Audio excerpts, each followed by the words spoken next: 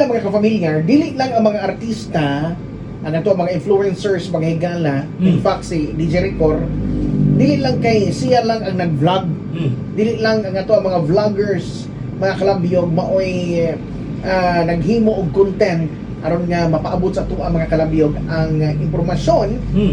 Apil usab ang mga magtutudlo, mga ka-familiar nga nagpakita mga kalabig sa ilang daily routine sa eskwelahan. Di ba?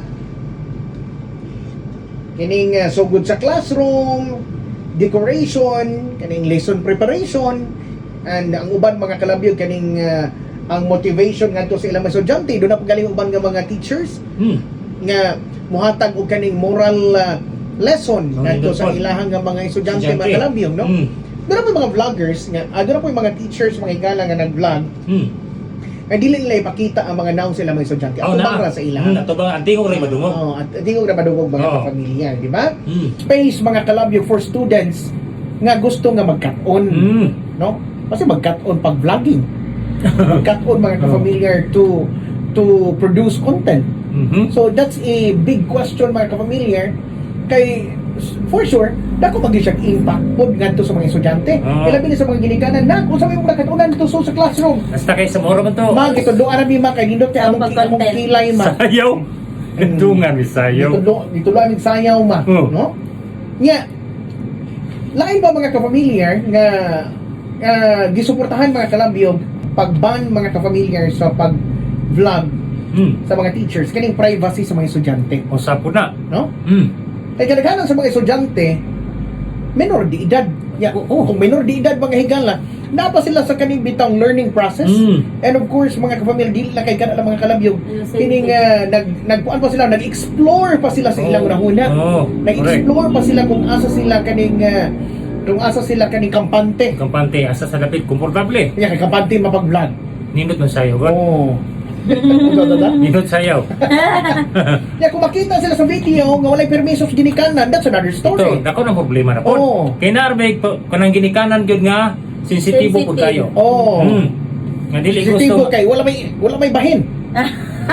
Agbungon. Ano ba?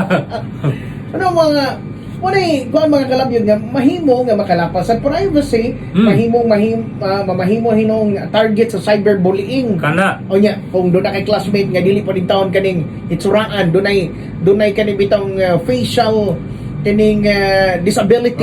Lahi ra gyud kung ikumpara sa mga classmate. O nya, mabuli naman hinuon dito sa social media. Mao ra bagi pauna.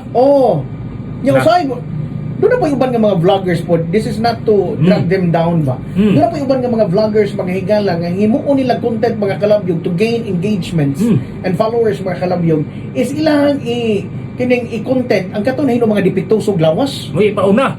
Ipauna mga kalabyog, mag-feature o katong mga kay doon na po yung uban, di man nato maikalimod po niya. Doon na po yung mga teacher vlogger nga diin mga kalabyog, ilang intention mga higala is to kanibitang send a message ngadto sa mga kining netizens mga kalabiyog nga dunay makuha magtulunan mga kalabiyog ni natabangan kana labi na sa mga remote areas, sa mga mountain areas mga kapamilya nga wala makita mga kalabiyog sa gobyerno, no? Siya rin naabot dito. Siya rin naabot dito nagpakita mga kalabiyog unsa gikan imbitang tinuod nga hulagway mga higala. Kaya mo kay uban sa mga liblib nga lugar nga nabaliwala na lang. Nga siya kay content creator siya, vlogger siya mo nangarisgo adto dito sa kuan. So expected nga mabash kana no makadawat og kaning mga usay tawag ini mga blessings nga i-share po niya ngadto sa mga kining mga estudyante, no?